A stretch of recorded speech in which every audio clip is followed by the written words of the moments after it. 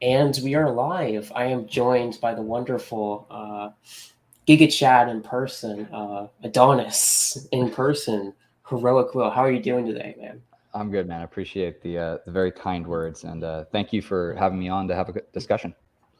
That was my pleasure. And today we're going to be discussing self improvement YouTubers, kind of where the phenomenon came from, and if they give actually good advice for young men.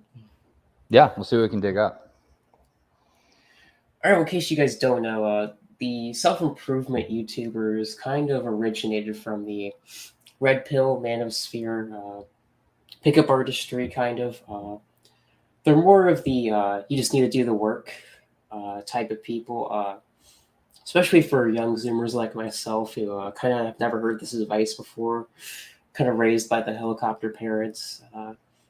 In the suburbs, you weren't really raised by a dad working outside or doing anything like that.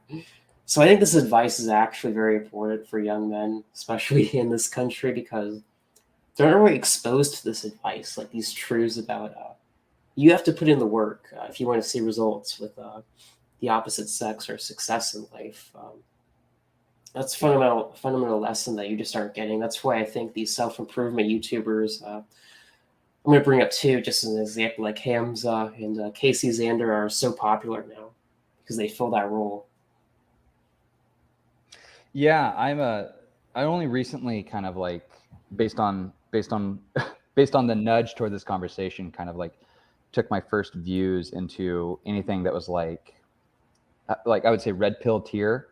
Um, beyond that, I know that there's certainly there's like a whole genre and a whole trend around self improvement and all of the different kind of like sub pillars that undergo that. There's like definitely the whole dating aspect.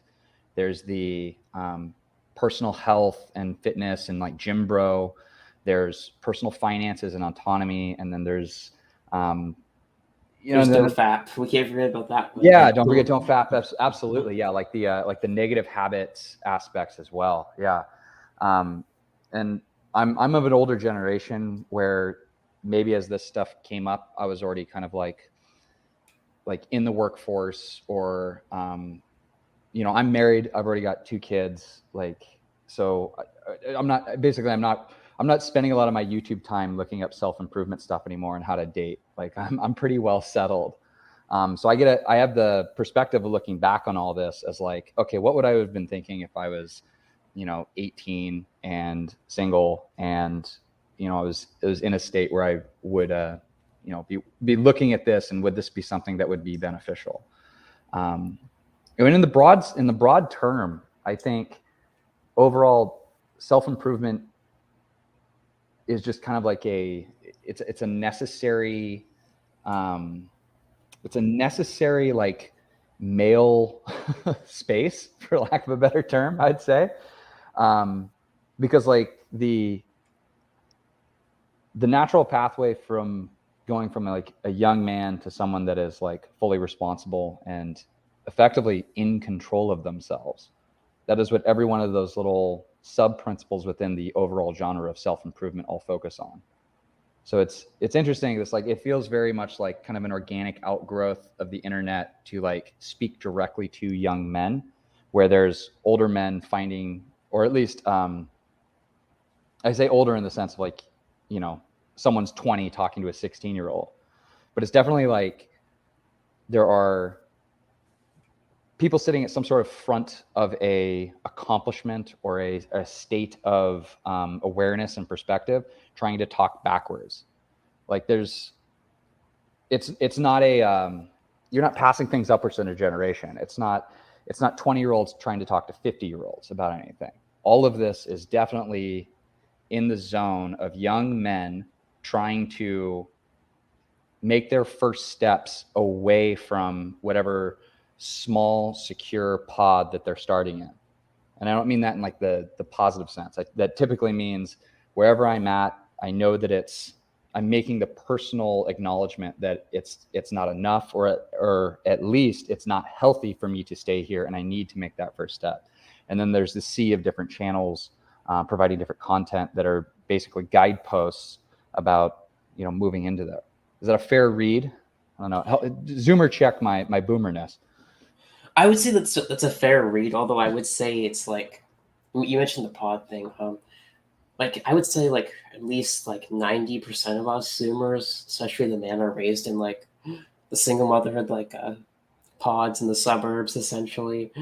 So Mm-hmm. we're not really exposed to like hard activities. I come from the everybody gets a trophy generation. Right. Oh, it's okay. Don't put in the hard work. It's too hot to go outside. Throw away the garbage or something, or clean up your room, or that's too hard. Let's just baby you forever. And obviously, mothers are needed, but sometimes when it's just the mother, her instincts can override what's good for males, and that's where the problem is. And that's why these guys are so popular now, is because most of them didn't have that father figure to give them this advice. Their father never told them, "Hey, you need to actually like go to the gym and get a physical appearance that's attractive if you want to attract women." I mean, this the basic stuff like this. Hey, you need to be competent. You should clean your room. You shouldn't eat garbage. Basic competency skills that most men are missing because they're taught lies. Essentially, this is why we call them the blue pillars. They believe that the blue pill narrative of just be a nice guy and you'll get the girl. Don't put any work. Essentially. Yeah, definitely the cult of niceness that I definitely saw. Like it was probably just about gearing up when I was coming through. It was probably like just about to hit its highest gear, and then you guys have caught everything else as the throttle's been held down. I mean, you're probably like part of that first string of generations where everything was like, there was elements of that in my childhood where convenience and comfort were prioritized over like nudging children towards taking risks and finding their boundaries and being good with those boundaries to the point of finding the competence so that you can overcome the boundaries and keep pushing that limit. But obviously the momentum was drifting towards, well, let's just try and flatten everything and nerf everything. Let's remove the concept of risk because that's not predictable, and let's make sure that things are safe, convenient, and comfortable. And in fact, let's just throw out the concept of competition altogether. Let's just blanket things in nice terms so that everybody feels good, and let's not even worry about whether or not anything is good, which is the big distinction. I mean, that's one of the tools that I've tried to like use to explain, to answer the question, how do you split blue pill from red pill, is one thing feels good and the other thing just is good or is real. No good necessity. Like good will come, but it's about it being real rather than are you just blanking it in a comfortable allure so that you can just stay within a zone of perpetual illusion, right? Yeah, it's kind of like a McDonald's cheeseburger. A McDonald's cheeseburger is obviously good because it's full of chemicals and sugar and processed oils, right? So you're going to get the instant gratification of eating it, right? But then as soon as that's over, the long-term consequences of that are going to be heart disease, obesity, blood pressure, just tons of other issues. And instead of you eating that hamburger, you got some organic buffalo meat like I did from the grocery store that's pasture raised. It's really good for you, actually. It's not going to taste as amazing up front, but the long-term benefits, the delayed gratification is much more worth it. And it's this concept that we're not taught because everything that we've been raised around this instant gratification, social media, Twitter, fast food, breakfast, donuts, you know what I mean?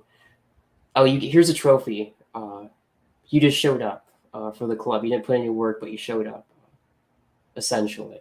Yeah, it's everything's about expedience. There's no orientation towards time. Certainly. And then with the self-improvement, self-improvement YouTube space, to kind of like lump it all in there, right? Your broad spectrum. Definitely, I would say like at the core of all of them, maybe not the core, but certainly a common theme that connects them all, is everything is about expanding your understanding of responsibility and time and the connection between those two, which is certainly meet me in the state where I'm at as a father and a husband. Time is the most valuable resource you could have, and it's also one that does not replenish ever. So you have to be as useful and diligent with how you spend your time, because it's not just yourself. There's other people that matter far more than you, or at least what you do in this world is to cultivate and support and structure their understanding and their direction in life. And it all comes down to, what do you prioritize your time in doing? And as soon as your mental model of the world, or your mental framing, starts to account for that variable as an ultimate, all the self-improvement stuff, like, you don't need the self-improvement channels at that point, is what I would say to someone. But Yeah, once you start like actually taking action and like just do the basics, I mean, like going to the gym, eating healthy, not playing video games is a big one. Getting rid of the negative time sucks. And that's the thing. It's like, for a child, everything's play, but it's hard to determine.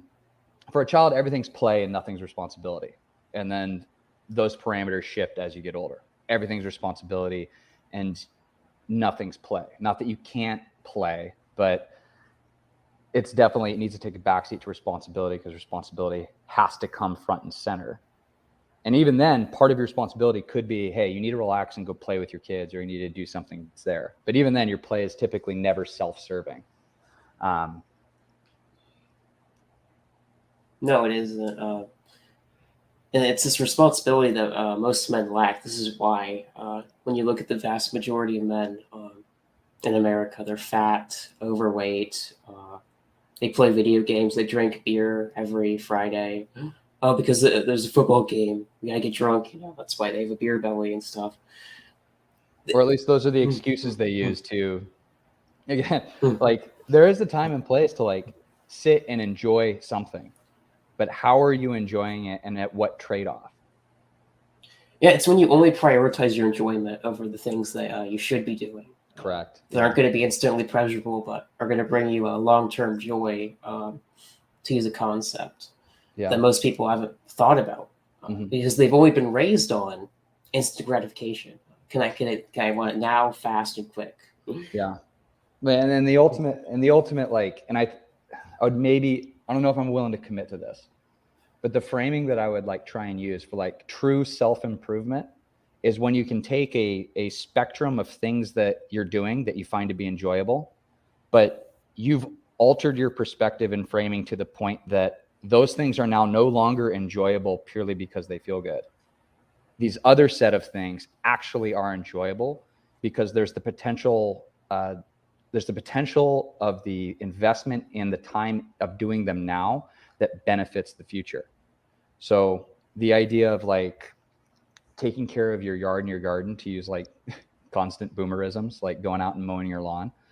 I'm very much a king of the hill like type. Why would anyone do drugs if you can just mow the lawn? Like that sentence rings very true in my heart, because taking care of the things that are within my domain of responsibility, cultivating them and doing my best to make them look good and be good for my family, so that I can go out and like play soccer with my kids in the yard. That matters so much more, and that brings me so much more enjoyment than if I spent 6 hours playing video games, or spending an entire Friday night going out and drinking. Like, I've had fun nights with my friends drinking, but it's not as fun as soon as your perspective shifts. It's not as fun as doing the benefits that come from like all of that monotonous stuff that makes up being responsible. And that could just be me, but I mean, I think that is the true concept of what self-improvement's about, is actually like molding what your preferences are, and so that your preferences actually align with something that has a deeper harmony with the benefits of spending your time towards something in the future. Yeah, I think it's the mindset that's what self improvement is ultimately about. I mean, you could talk about the various aspects of it, and there's plenty of autistic people who go on about it on YouTube, but fundamentally, it's just changing your mindset from delaying gratification, Yeah. ultimately, Yeah. and getting self control over yourself. Because in a world of people who drink every night, if you don't drink, if you just delayed it, you're already in the top like 20% of men already because you're Yeah. not doing that. Yeah. And I'll even say that it's that, the understanding of time preference is what kind of like brought me into these spheres. As soon as I started looking into, just like the economic understanding of time preference and how that effectively becomes like a perspective and framing to understand action and return, all of a sudden it was like a completely different world changed. And it was actually a tool that, so in my specialty where I'm a, I educate and do research on human performance and human physiology, but adding in that factor that by suffering now, by doing something that is hard, and by valuing more of what's on the other side, you actually expand your capabilities to maximize what your potential performance and physiology would be. Yeah, maximizing your potential is something that most men don't really understand. Like so many young men, especially my age, have so much potential to be uh, sevens, eights, and nines, like in terms of just like the woman they could attract if they wanted to, but they don't because they don't think about that. They think about, oh well, the newest Call of Duty game came out, so I'm going to waste $50 on that to go play 4 hours a day with friends whose lives are pretty similar in terms of that.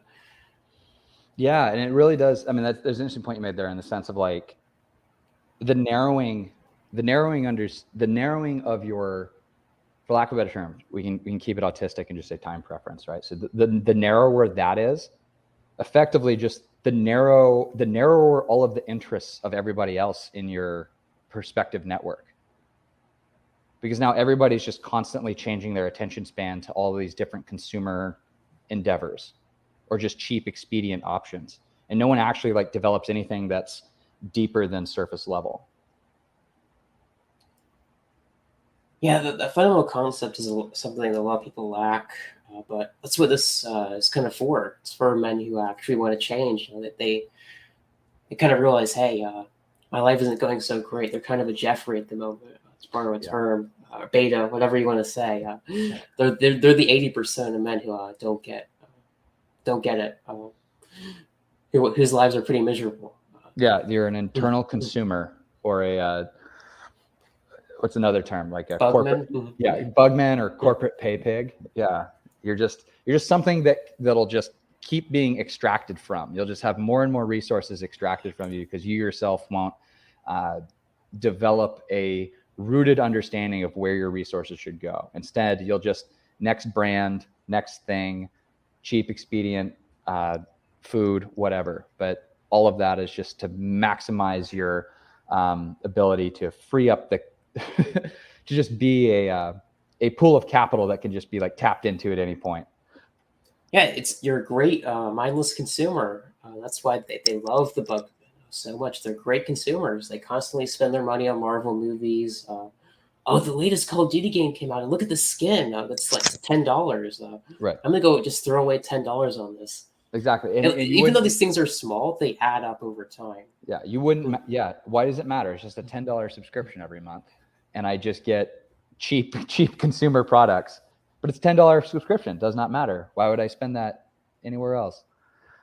Yeah, no. Another thing that's interesting when we kind of like dive into the self-improvement world is what would it be like? The reflex on the other side to immediately despise it or to vilify it, which is it's another phenomenon that not only is it odd, but it's unsettling to me because so quickly is there a whiplash to castigate any potential for young men to basically group up and try and make themselves better in some way. even the concept of like not masturbating, that sends your blue check mark left-wing journos into an absolute spiral. I think it's because, like, I think I've noticed this over time with these self-improvement channels, like Casey, for example. I'll just bring him up as an example. He kind of started out as just like just a workout guy, and he was like, yeah, don't fap. And over time, as you just like embrace these habits, you're going to become with that high time preference over the instant gratification. You're going to become inherently right wing. Like it's kind of unavoidable. Like because you're going to become stronger. Yeah, and you'll certainly be labeled that. I mean, like, how many of these actual channels would actually like self-prescribe claim that they are right wing? Like, the only thing that makes them right wing is that they've been labeled that way by many others because they choose to form some form of constraint around something. Because it's interesting is that like all self-improvement in every regard is like, where do you put the boundaries up around something? Where do you say no? And the stronger that you actually control those boundary markers and those borders, your ability to improve and elevate and ascend in any one of those regards all of a sudden becomes so apparent that I mean, arguably, is it that they treat them as a threat? I mean, I think that there's a little bit of that because they see that these young men are like, hey, we don't want to be losers anymore. We kind of want to actually transform to be Adonises, Chads, whatever. To use a meme, for example, they want to improve themselves to be actual men instead of I forgot what the term is. We'll just say bugmen, weak soy boys. Bugman soy boy works fine. There's also another thing about why they get so angry at self-improvement. It's mostly these Jeffries, the betas, who don't want to improve. So it's kind of a crabs in the bucket mentality. They don't want to see you improving because if you're going to disprove their excuses for why they don't want to go to the gym. Oh, I'm busy. Oh, well, he's busy. He's got a job and college. And yet he's still making time to go because he's not playing video games anymore. You invalidate their excuses for being lazy. Yeah. There's one of those old memes that goes around where somebody made a cartoon of basically they're criticizing someone that lifted, like they have like the cartoon of the bodybuilder. And they say for every one of those muscles he grew is a book he didn't read or a language he didn't learn. And basically, we should denounce the bodybuilder with the physical aesthetics because it's clear that they've wasted their time chasing cheap vanity. And actually, we're the smart ones and we've spent the time cultivating our knowledge and we're the big brains. When we both know that that's also not the reality at all. No, that's just projection. It's just projection, right. Absolutely. It's just like this like immediate lie. You can just see their internal world. They know their lies are contradicting themselves, so they have to project it onto the other person. Yeah, it's interesting. It's like I would say, like I finally found the area of the internet where I've seen it's like the most 2 times bodyweight squats and the most like number of old books read in the same intersection. It's like it's not coming. And this actually, as I scatterbrain my way through this, one of the things I think that the left-wing journals freak out so much about the self-improvement space is that everything within it is actually a physical practice that disproves the recommendations of the current ruling authority. And call it ruling authority simply just being kind of like your managerialistic, liberalistic, like technocratic point of view. Yeah, where, the Biden administration. And the structure that puppets that as well, right? Like, I mean, I had a massive red pill moment very early on in life when I came to the conclusion that every nutrition recommendation from the government is a complete fallacy and will guarantee you to live an unhealthy life. You also, and that's the ultimate. And here's the thing, and I bring that up in the sense of like that is the ultimate authority for many people within academia and within the kind of like credentialed class. Is by the time this thing is published and it's the front line for government policy, well, that's what it is. That's the good stuff. We can't question that. And then in the self-improvement space, you see so many different like experiments related to health, fitness, nutrition that all have, you could say, strong anecdotal evidence that they are greater benefits than your presented American dietary recommendations from the government. And they all blow it out of the water for one reason or another.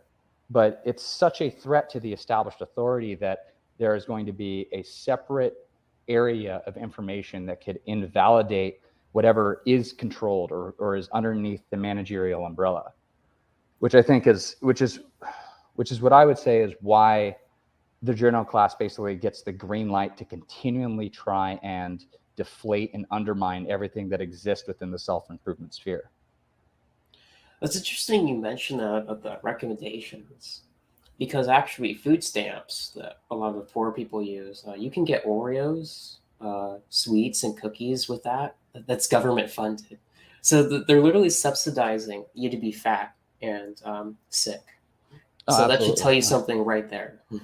No, yeah, and the I mean, we could dive down this rabbit hole as much as we want to. Maybe a separate episode, but you just look at the trajectory of what the kind of like global technocratic management class wants to do with centralizing food supplies and the level of manipulated research to try and validate all of the effectively, like, I believe they're going to call it the planetary health diet.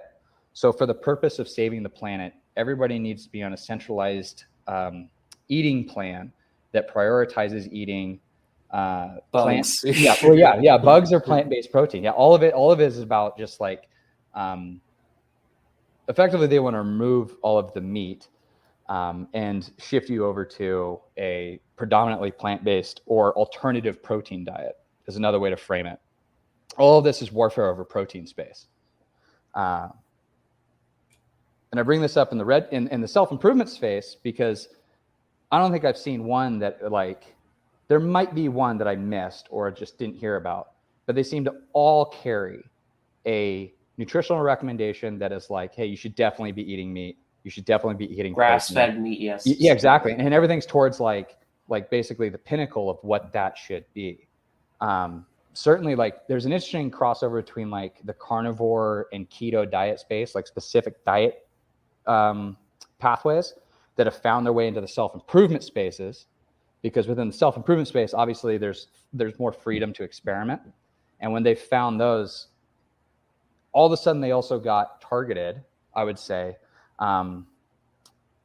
because the level of kickback you get as soon as you shift your dietary, like as soon as you like openly start claiming that you eat predominantly meat, it's like putting a signal in the air so that the vegan internet crowd will come and find you, which has been this like interesting attack dog strategy ever since, I want to say, like 2001 even. Vegans are the worst types of people, honestly. They're so unhealthy, as we all know, but they're also the most vicious people too on the internet. I don't think I've ever seen people as vicious as these progressive vegans, like these just like absolute dregs, who are just used by the regime to attack people. Yeah, absolute. No, it's really remarkable. I've gotten myself into some spicy dinner conversations and claimed that veganism, if you care about your populace, you need to define veganism as an eating disorder first and foremost, or a psychiatric disorder.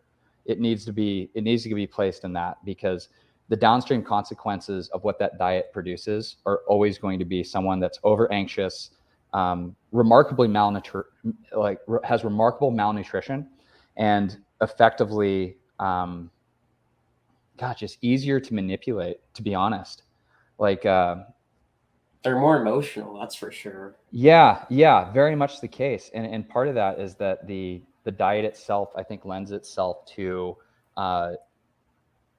increasing the level of anxiety that person just carries with from a physiological level, first and foremost, because they don't get the quality of fats necessary from animal products that help produce the hormones and to synthesize the necessary neurotransmitters that can actually like allow you to relax and recover and be calm. You just you're putting yourself in like a constant starvation mode, and the body kicks into a degree where everything becomes a threat. And now you add into that your whole social circle is this vegan circle. So you defend your little vegan circle with like an animal backed into a corner. You just start lashing out at everything, and every level of lashing out is justified because internally to the body, you're under attack. Also, people in that mindset, in that general just like physical state, do really stupid shit.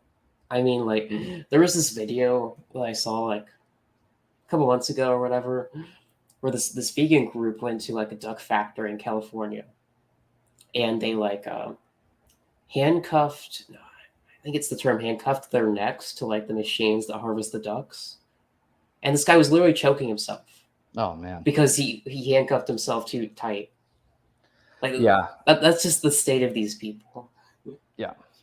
Well, I mean, that's the other thing is like, I say lash out. That definitely like doesn't necessarily mean physical, because the last thing these people are actual like physical entities. They're so you will lead yourself to a state of emaciation that it's like you can't do anything. It's necessary. I want to start just feeding them beef liver inside their veggie protein shake. See if I can sneak it in there because they need it. But another piece is that like you wear your diet as a virtue signal, which is, that's par for the course with everything within that sphere, is that your morals are really just decorations that you can either put in your front lawn or put on a bumper sticker of your car. And veganism is just it's a virtue signal by using your diet. No, it signals that you're loyal to the regime. You're 100% on board as a cattle, essentially. Yeah. And another thing about why so many of my generation are adopting this, mostly females, is because in the schools you're taught about, of course, climate retardation. I'm not going to say that word. Right. Climate retardation, and so to counter that, you need to eat the bugs because the Asians eat the bugs. So you need to be eating grasshoppers and not eat meat, because you're immoral if you do that, because you're killing the climate. Think about the climate. You're going to kill everybody if you keep eating burgers because cows fart. Yes. This is the logic, Yeah. Happy Mammy Earth. Do you want to hurt Happy Mammy Earth by keep eating all of the cows that keep farting? Yeah, no, it's terrible. It really is terrible, and very much the product of, I would say, malicious self-interest at the top, and then a manipulation of people that are spiritually empty that then pour themselves into an authority that they think is just because I think that's their best interest, when in reality it's the exact opposite. Yeah. Well, and then to tie this back to the self-improvement stuff, all of them, here's the thing, if you're a self-improvement channel worth your salt, you're going to be shifting the authority away from managerialism and technocratic control in everything that you're doing. It's always about, honestly, it's a center out approach rather than trying to gain authority from the outside. You're trying to develop a form of self-authority in the sense of, no, I can control my behavior, I can control my impulses, and I can direct my actions towards something that has higher value over time. So that alone is, what is it? Is it the antidote to, is it the antidote to the future? Is that, our future rulers will be the self-improvement dictators, which is what they fear, which is how they're labeled by the left-wing journal. That might be actually fairly accurate, because only strong men, there's the famous saying, good times. Yeah. No, strong men produce good times produce weak men produce hard times produce strong men. I think we're just starting to get into the hard times. So I think that's why we're seeing this uptick in self-improvement. That kind of cycle of men, honestly. Yeah.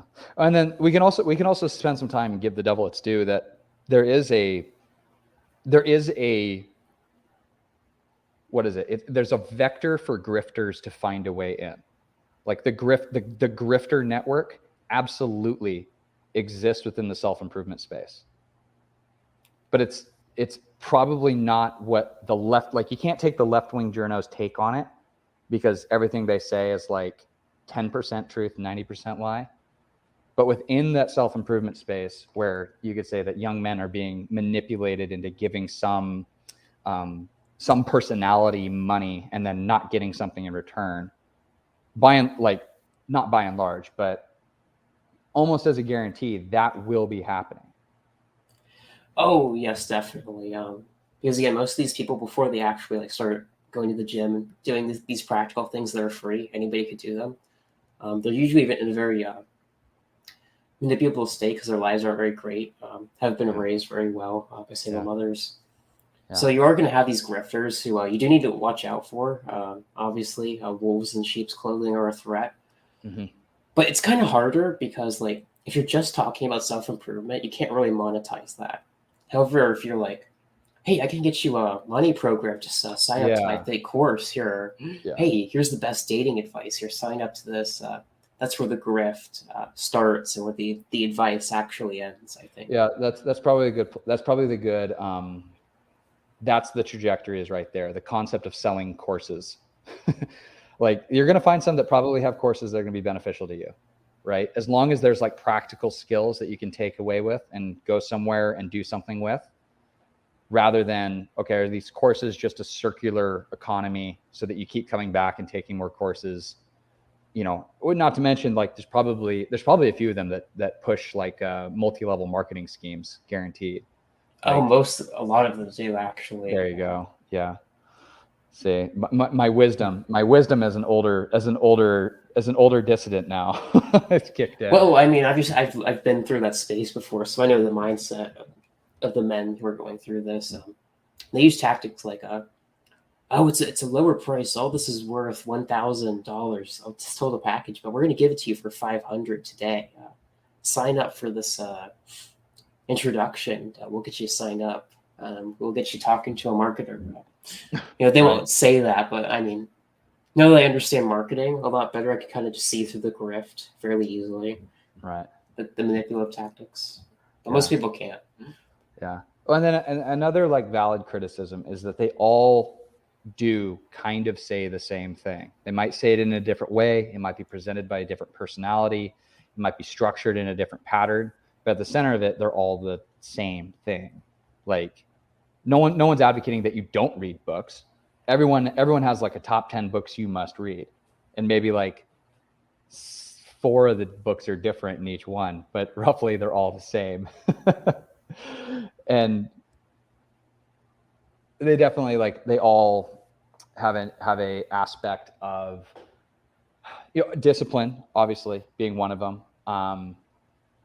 Being responsible, probably telling the truth. I don't think there's not one out there that demands you lie. Maybe I'm too naive and haven't done enough research, but I wouldn't assume any of them out there are demanding that you lie. Maybe some of the pickup channels are, but definitely for females, yes, with dating advice and things that you should not tell a female on a date. I mean, I guess some of that could be true. It depends on your opinion on that, but I would say for the vast majority, for the honest ones, the non-grifters here, their advice is just pretty honest because most of them, the 2 that I mentioned, Hamza and Casey, kind of started out as like the beta male that we would all talk about.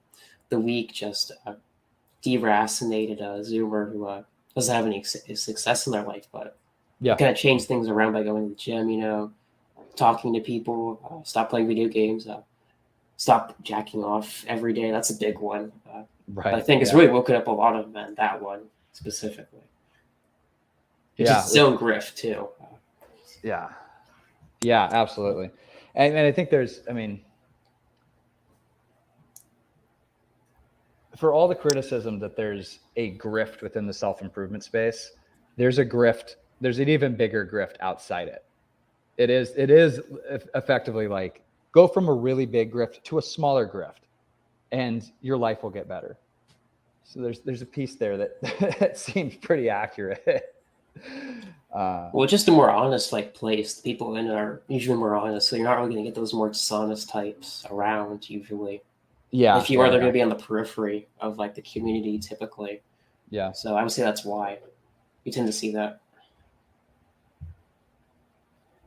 yeah, certainly. And I would say, like, going back to like kind of how to vet, like if you're a younger dude watching this and you're in a spot where you're looking for something to effectively put yourself on a path where you feel like there's greater returns for the level of energy you put into the world, whatever direction you go, try and find something where you develop skills, you can put those skills to practice regularly and see yourself improve at them. And then in the future, you have the capability to teach those skills onward. I would encourage most everyone to do it. You don't even need to find that in the self-improvement space. Like it's not a guaranteed channel that you find something like that. But having something that you can do either physically or even intellectually, like if you have good chops and anything that you could teach to someone else, put time and energy into that, and then build a sense of discipline and control in other aspects of your life, and you're going to see things line up in a direction that you would find to be more beneficial than not. Yeah, that's a real good way of gauging things, especially if you're a younger Zoomer like me. It's kind of how I engage the audience to where I am now. But I'm going to cut off about 10, 20 minutes, but let's talk about some fun things here as we kind of close out the stream, if that's okay with you, man. That's totally fine. We're talking about some heavy-hitting topics, but let's talk about the no-fap movement, because this is just such an interesting kind of thing. So it sounds great, and it is, obviously. Not jacking off is very important. Mainly because when you castrate a bull, Yeah. what happens is when you get rid of its balls, it becomes just like a absolute, just like mindless consumer. It doesn't like actually fight or do anything to attract the female or protect the herd, the weaker members. This is something you can observe in all male animals that are castrated. They become domesticized. More docile, more tepid, less willing to engage in physical conflict. And they, if it's a territorial animal, they won't roam territory as much. They'll stay closer to whatever the center of security is. This is part of the reason that you want to have your dogs. So it's part of the reason why you want to get your male dog neutered, is so that they're not up and looking for females regularly, or being excessively defensive over a broader range of territory. And I think that's why no-fap porn and masturbation is such a big problem with young men, is because it's very easy to get addicted to it. And you're taught it's just normal. I mean, everybody's doing it. Well, when you look at the 80% of men are losers, so I don't think you want to be like them. So that's not really a great excuse to engage in that type of behavior. But another thing about this movement is that it produces some of the just weirdest YouTubers who do these like no-fap benefits timeline videos. Have you seen those? No, but I'm pretty sure that I'm aware that there's like just like one. There's like a center hub that's like that's the one thing they'll talk about, no-fap. And it's like, okay, it becomes kind of masturbatory after a while. Like after you just like take the practical advice, then they're just like, well, if you no-fap for 1,000 days, you actually can, if you like smile the certain way, females are going to be more attracted to you, and they can tell. Which is just, it's just like this nonsense, which kind of discredits the movement. So some of it might be subversive as well. Right, turning it into like you can basically summon fireballs and you're magical now. Like there's it's almost like there's like a weird like you start with the practical advice of like don't waste your time doing stuff that produces nothing, and then at the end of it there's like this like weird there's this weird group of people talking about how there's like deep esoteric knowledge to be gained, and it's of ultimate necessity that you do this so that you understand the universe better. It's like there's a level there. It's like, okay, we've we've gone so far from just like the practical, like, yeah, okay, let's stop wasting time and like spend our time on more useful things. It isn't helpful either, because people who like don't know what they're doing tend to like just get caught up in these things, and they tend to become obsessed about one thing. Yeah, That's kind of the problem. Well, and I think it's related to like, just, I would say it's another byproduct of just all of us being children of the void, where we so desire having a, what would it be, like a strong sense of identity and tribe, that will form that in kind of like whatever, like the way the vegans do it. Now there's like this orientation of people connecting around just, hey, look, all of us didn't masturbate for 1,000 days. Now we're all one thing together, and this is our tribe. And it's like, okay, that they kind of get a concept of something that is good, like a tribe. That is something that young men need to do. Correct. That's yeah. a good thing. However, when you're just focused around this one autistic thing that's supposed to help you all, it becomes a waste of time after that, because like you're not like actually going to the gym, improving your diet, which is why you're fapping in the first place. It's because you can't really attract the opposite sex, because you're not doing the right things for young men. Yeah, and I probably don't have the language to it, but I would be like, there's low tier tribes and high tier tribes, right? Like it's not like the level of exclusivity that needs to follow for what you would form like a collective of people that you really can trust and value and build like an honest like connection around, right? There has to be like a pressure gradient of exclusivity that makes it so that the people that you're surrounded are people that share something that's more than just like this low tier level of what would be just normal self-control, right? That's really what it is. Like, it's not normal for you to be addicted to porn. Stop doing that. Find a way to reject that negative stimulus that is producing this time-wasting habit, and then reorient yourself so that you can form higher tier groups that practice higher tier activities, which by necessity is going to exclude a lot of people, but that's what makes it beneficial and good in the long run. But to like get stuck in, well, my community is the no-fap and this is what we do and our whole thing, like there's just not enough rich soil in that concept for really like strong produce to grow or things to elevate.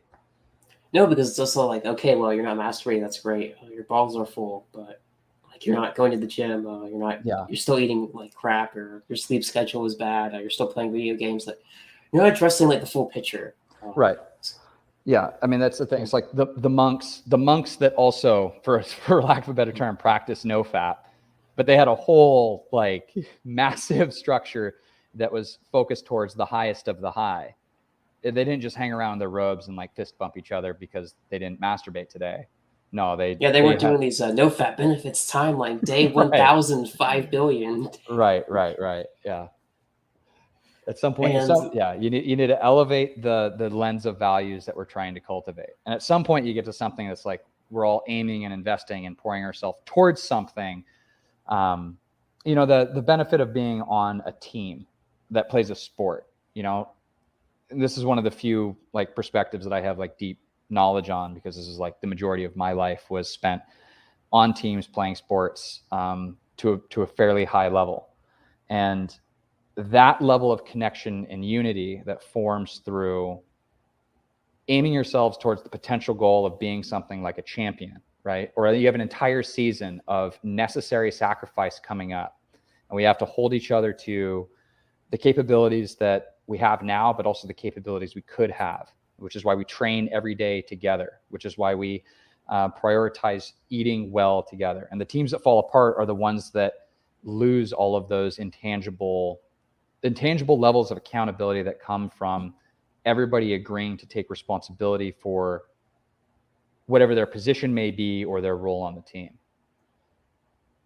Yeah, definitely. They do the instant gratification. Essentially, it all kind of boils down to that.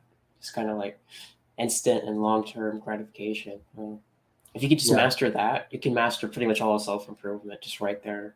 Absolutely. And I think one mental framing that I've picked up is that the person that is impulsive, they may be active, they may be doing a lot of things, they may be spending a lot of energy, but they're actually just passive. That's actually the most passive place that you can be, because now you're easily swept in whatever direction your impulses take you.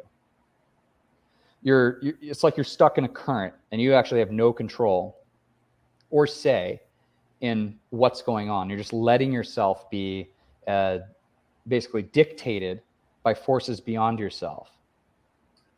It's kind of like a rip current. You're not supposed to fight it. You're supposed to swim out of it, and they come out there. Exactly.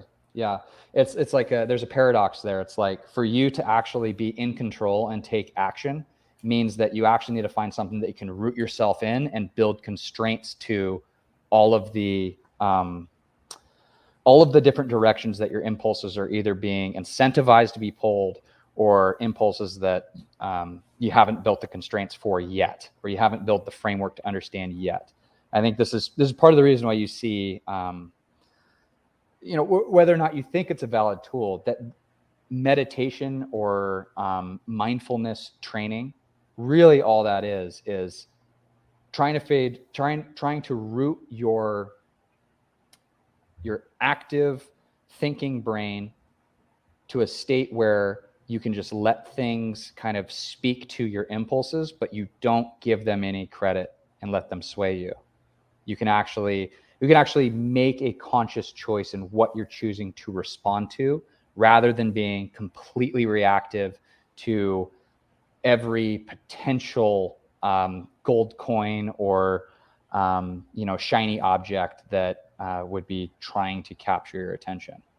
Which in these self-improvement spaces, I see that the mindfulness meditation stuff show up more and more, which, effectively it's just a practice of trying to tone down your level of effectively just responsive anxiety to things.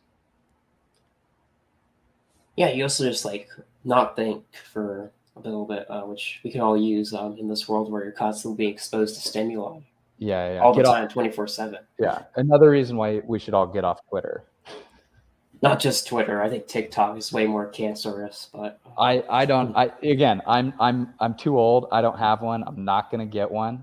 But I'd be in full agreement of don't let yourself be programmed by a giant demonic AI is good advice I'd hand down to everyone. Yeah, don't be a slave to Zuckerberg. I think he's pretty smart. But... No, sorry, that's Instagram, but same thing. Because a point that I think Prude actually made when he talked about the attention economy. Yeah. I commented on this video. These social media companies, all of them, pay engineers, which is what I'm studying right now in college. They pay these digital and computer engineers $500,000 plus every single year, the top tier salaries, to make their apps the most addictive as humanly possible, to make sure that you're staying on the app, no matter what. So you should act accordingly to that. Yeah, no, that is very wise advice, and a very astute attention to understand that resources beyond your understanding are being poured into your attention. What you put your eyes on, where your conscious thought is. They want it. There's massive amounts of money being spent so that you only think about a few different things, and that they can control what those different things are that enter into your head. Not only that, they want to control how you react or capitalize off how you react.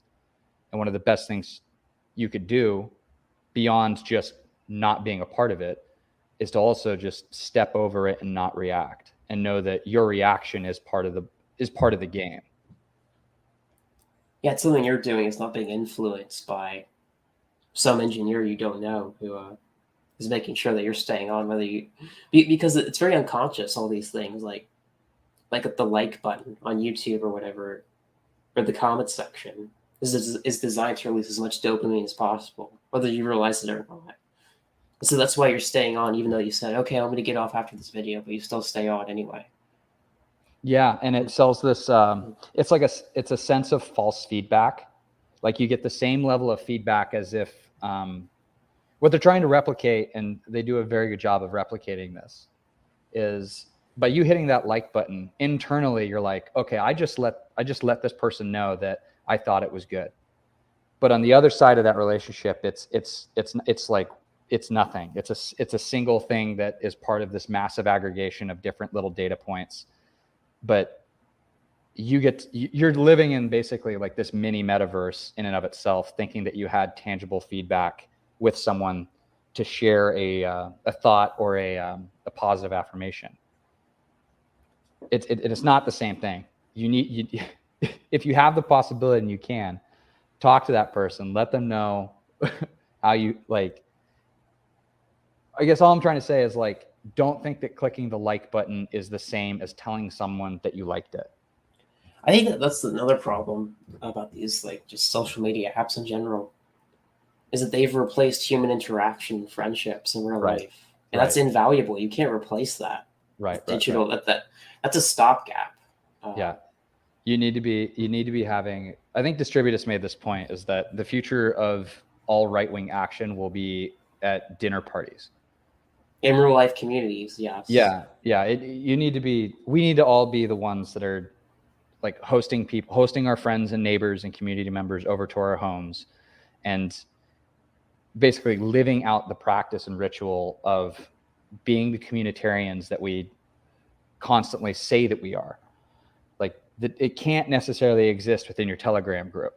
It has to occur with you spending and sacrificing time towards the people that you value, so that the shared values can elevate and exist within the physical practice of human behavior. Yeah, and it's also just way more rewarding talking with actual people instead of chatting on Discord or whatever. Correct. It's not like it's instant dopamine, but like afterwards you feel a lot better about yourself. Well, you've talked to your fellow human beings. Yeah, it's you actually get a genuine feedback loop rather than a synthetic one. Being able to, and I think this goes back to the concepts that I would hand down to people that are in a space where they're looking for self-improvement, is that's what skills provide. That's what you cultivating an ability to either, like, if you know how to like renovate your kitchen, if you know how to do anything trade related. In my case, I know a lot about strength conditioning and strength training and all of these different concepts. But that's a skill set that has allowed me to help a bunch of people within this space, that it's rewarding and I enjoy it and I'll continue to do it. But it's very interesting to see how people then take it and then they grow from it on their own. There's no, like, it's not a dependency. Literally getting people a set of information so that they can then start, and then now they have something that's stable and secure and that they can come back on their own. Yeah, it's actually something real. It's unlike the metaverse where you get your fake job doing mining Bitcoin or whatever, or whatever the currency is going to be for the metaverse. And a lot of people are going to do that. They're going to, the beta males, the Jeffreys, as I like to call them, are going to do that because they don't understand these fundamental distinctions about gratification and their attention. But yeah, I think I'm kind of rambling a bit, so I think I'll start closing out the stream. So, Heroic Will, it was great chatting with you. Is there anything you'd like to show before we head out today? I have a channel. It's called The Heroic Will. Every once in a while, I host little chats like this. Been pretty quiet for a bit just because, like I said, I'm a father of two, so priorities can definitely shift to things that are not screen related for brief stints of time. But I plan on coming back and doing a few more chats soon with more people in our space and having more conversations, really around, I would say, the practice of our ideology, or our collection of ideologies, as best we can say it. Whether or not we are an ideology, I don't know. But effectively, how do we behave and act in a world that is built from ashes, and take that forward into the future? Definitely check out his channel. He gives really great advice for exercising. I'm following his program as well. Really good stuff there. If you did enjoy this video, please like and subscribe, as I greatly